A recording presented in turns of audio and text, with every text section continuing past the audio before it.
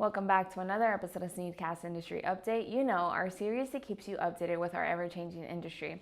For those of you that have been watching the series for a while now, you know how this goes, but for those of you that are new, welcome. We'll be covering the latest in manufacturing, packaging, coating, sustainability, and much more.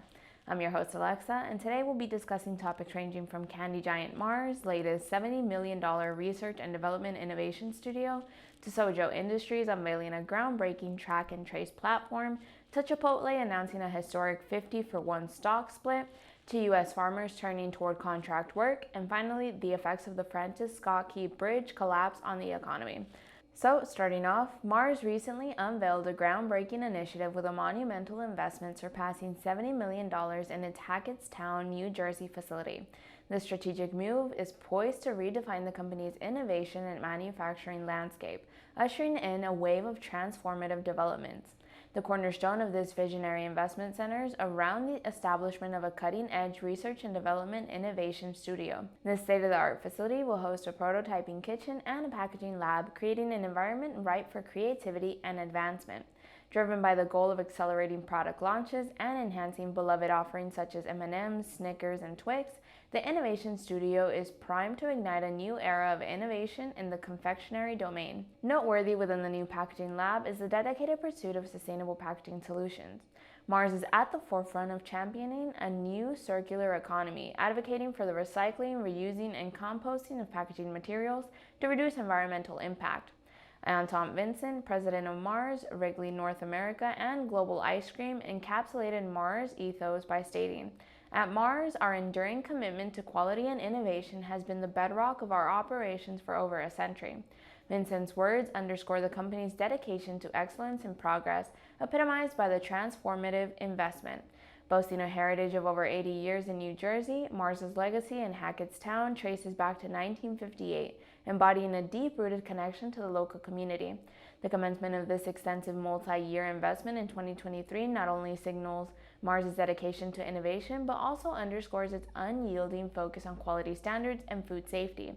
As part of its forward-looking vision, Mars is gearing up to unveil a state-of-the-art chocolate production facility, cementing its position as a trailblazer in confectionery manufacturing. Mars' latest venture serves as a testament to the brand's unyielding pursuit of crafting enduring moments of delight for consumers. Through a seamless fusion of quality, innovation, and a proactive stance on environmental sustainability, Mars remains steadfast in enhancing customer experiences while championing ethical business practices. In a pioneering move, Bristol-based Sojo Industries has unveiled a groundbreaking track and trace platform named Sojo Shield. This innovative software marks a significant leap forward in enhancing the safety and transparency of the food and beverage supply chain. Sojo Shield is a dock-to-dock software solution employing blockchain technology for unmatched accuracy in tracking critical events like shipping, receiving, and transport. The platform, designed as a multi-device application, enables real-time resolution of quality and compliance issues through geolocation tracking technology. Facing the upcoming FDA's Food Safety Modernization Act, also known as FSMA, food traceability rule deadline in January of 2026, food and beverage brands and retailers are under pressure to conform. Sojo Shield facilitates compliance by automating the collection and analysis of key data elements required by the FDA, such as the quantity of food, location, and date shipped. Barack Bar Cohen, founder and CEO of Sojo Industries, stressed the urgency of adopting advanced tracking technologies. "Now is the time to take tracking and tracing of food and beverage products seriously. We built Sojo Shields to enable brands to avoid escalations while addressing the new FDA compliance rules." Leveraging geolocation technology and digital scans of QR codes, Sojo Shield offers an exceptional level of transparency and security. The blockchain-based ledger system ensures the integrity of critical reports while safeguarding physical data. By providing a real-time view of product information and location along with searchable updates, Sojo Shield empowers brands to swiftly address issues, minimizing the risk of foodborne disease, manufacturing mistakes, and labeling mishaps. With the launch of Sojo Shield, Sojo Industries positions itself at the forefront of technological innovation, aiming to bolster food safety and quality control across the industry. This platform promises not only to revolutionize how food and beverage brands manage supply chain transparency, but also to contribute to consumer safety and trust significantly. Moving on, Chipotle Mexican Girl's recent announcement of a historic 50-for-1 stock split has made waves in the financial world. Let's delve into the details of this unprecedented move by Chipotle and its implications. In an unprecedented move, Chipotle announces a 50-for-1 stock split aiming to make shares more accessible. The decision makes the first stock split in Chipotle's 30-year history, highlighted by CFO Jack Hartung, to enhance accessibility for employees and a broader investor base. Approval from Chipotle's board has been secured, with shareholder consent slated for a vote in June. This is the first stock split in Chipotle's 30-year history, and we believe this will make our stock more accessible to employees as well as a broader range of investors, Jack Hartung, Chipotle CFO, said. Stock splits adjust the price per share without altering the total value of shareholder stakes. Post-split, Chipotle shares currently priced at approximately $2,900 would drop to around $58 per share. Notably rare, the 50-for-1 ratio is significantly larger than the more usual 2-for-1 or 3-for-1 splits, underscoring the uniqueness of Chipotle's move in modern U.S. stock market history. In the 4 to 7 years that I've been at S&P, we have never seen anything like this. Howard Silverblatt, senior index analyst at S&P Dow Jones Indices, commenting on the rarity of such a large stock split.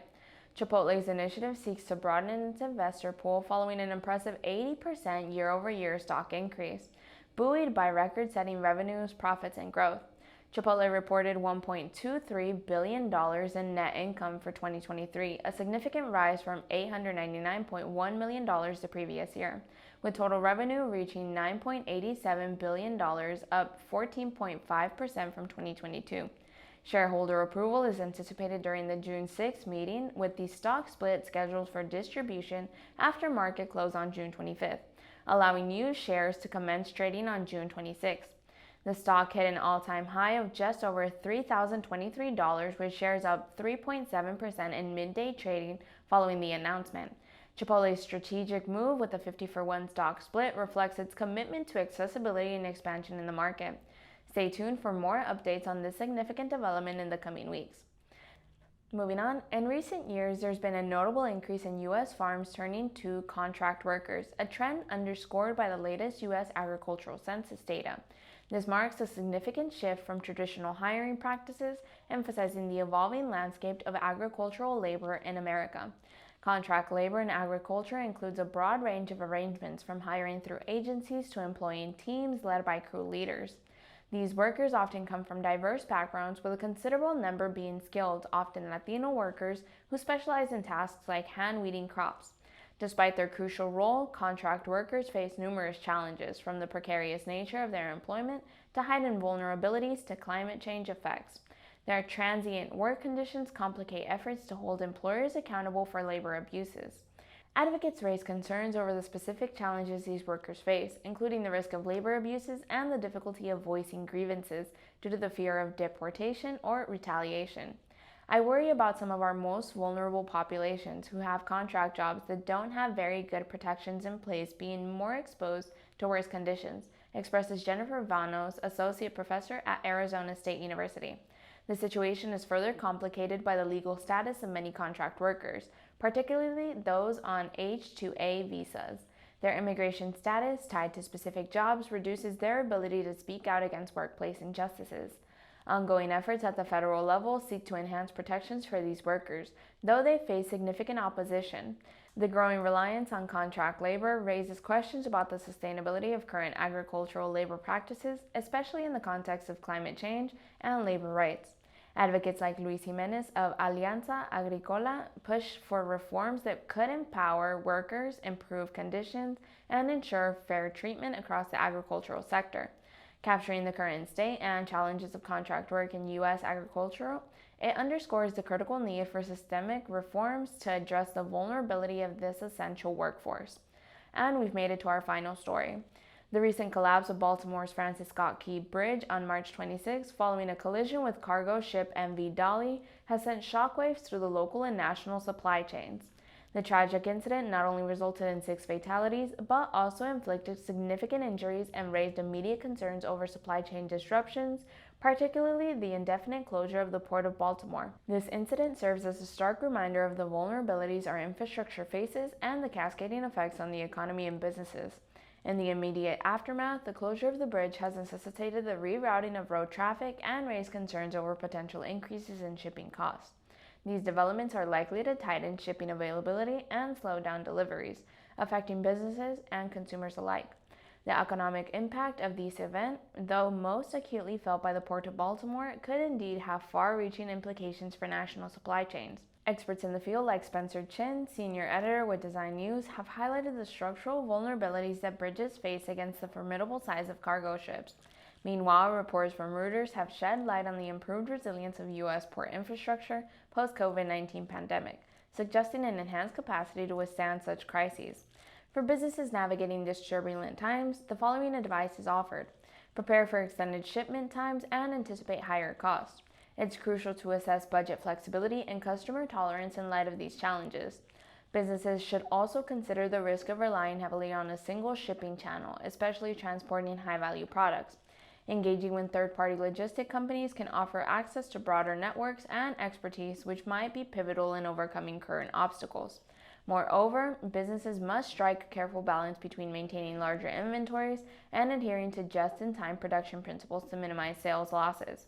The stability of raw materials and essential supplies and other critical considerations, as vendors themselves may face disruptions. In conclusion, the collapse of the Francis Scott Key Bridge serves as a critical juncture for businesses to reassess and fortify their supply chain strategies.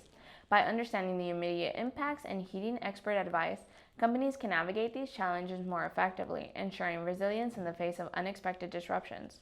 We'd also like to offer our condolences to those individuals and families who were affected following the collapse of the bridge. This episode of SNEED-CAST Industry Update is proudly sponsored by our full-size SNEED-Pack top-down label machine. The high-speed top-down label machine can accurately label 20 to 120 products per minute.